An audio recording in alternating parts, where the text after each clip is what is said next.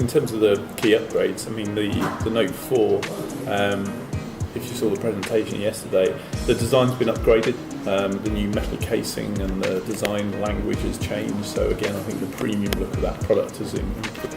And I guess the big other changes is really in the UX, which was been simplified and more vibrant with some greater widgets, but actually increased usability and functionality of the S Pen. So the ability for that to be, I think, helping more everyday scenarios better. So the ability to use it almost like a mouse with, the selection function. The fact that its sensitivity has been increased quite dramatically, so it's better at sensing different types of writing. And I think that whole S Pen, productivity and creativity element is a big important feature. And at the same time, still improving things like the battery capability and some of the accessories that are attached to the Note that are quite important. And I mean, Edge, for us, for our region, it's obviously a limited edition at this point, but I think for us bringing that curved technology to the screen is a fascinating development. It really takes you into a different realm of being able to segment the screen into being almost like this ticker tape approach, and you can scroll through different notifications. So for us, I think it's really exciting to get into that new screen technology, and I think for us it will be a real premium proposition. Because I think the Edge will always get people that are really into leading edge on technology.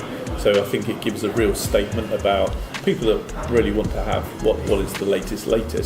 I think Note will be very attractive to the people that we've got so far, which are people that are after the big screen immersive experience plus productivity of the S Pen.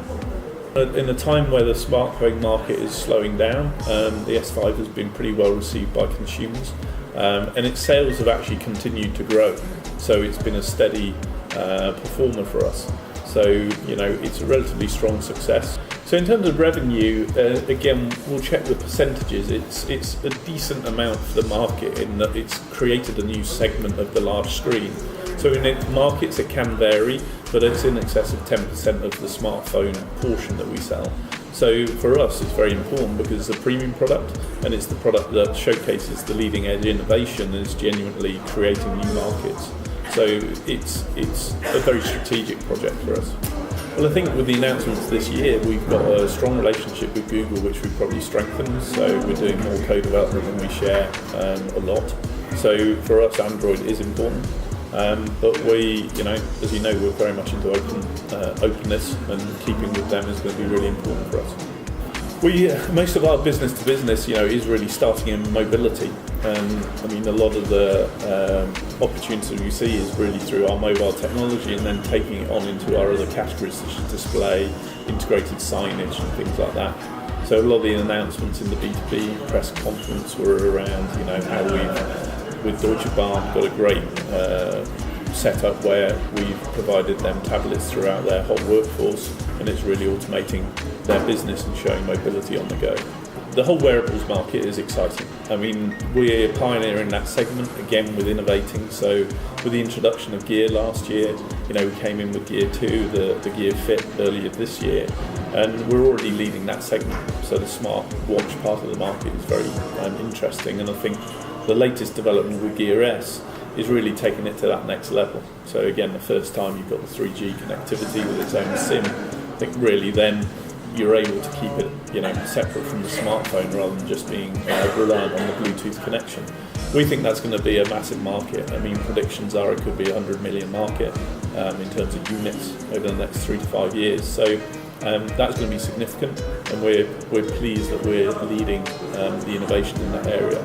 I think other wearables will emerge, and you saw the Circle, which is another device, which is a connected device, which again becomes an accessory to the smartphone, and I think those opportunities will still be open. So we'll be looking at all options within the wearables market. The European region is very diverse.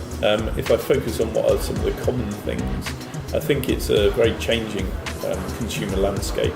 And in the context of technology, I think how we use technology is still developing more rapidly than we probably understand.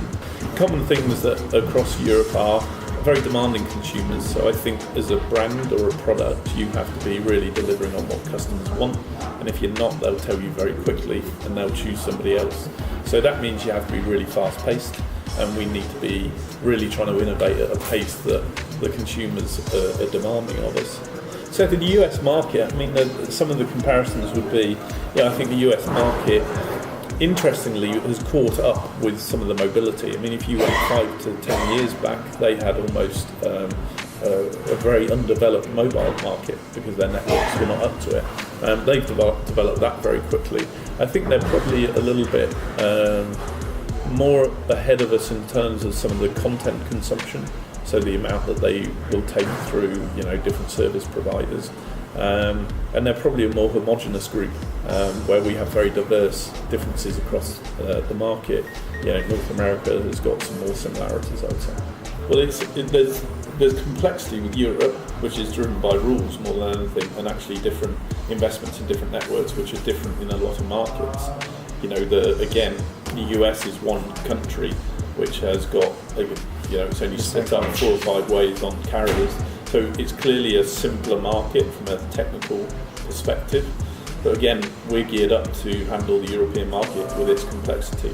And I think one of the strengths of Samsung is we are able to work with all the operators to give them good solutions. I think being more focused on one-to-one marketing. I think Samsung has done very well with broadcast media, built awareness. We're now moving into the era of social media, digital communication, our own website, being able to communicate directly with customers through relationship management. And that's a big area for us. So it's being able people to be signing up to a Samsung account, and then you're communicating, knowing exactly what product you've got, what are the things that are going to be interesting for you. So that's something we'll be doing a lot more of going forward. I think going back to the bit before is, I think we need to be better on one-to-one communication. I think people have got a broad understanding of Samsung and what it's about, but it's not that in-depth. And I think when you get to speak to consumers more directly, then you get a sense of, the service behind our products and the types of things we're doing as a business, and getting those stories more emotional, then I think people will love the brand more. Our biggest lovers are our users, and actually just getting our users to talk more about their love of the brand is an interesting, route for us to go.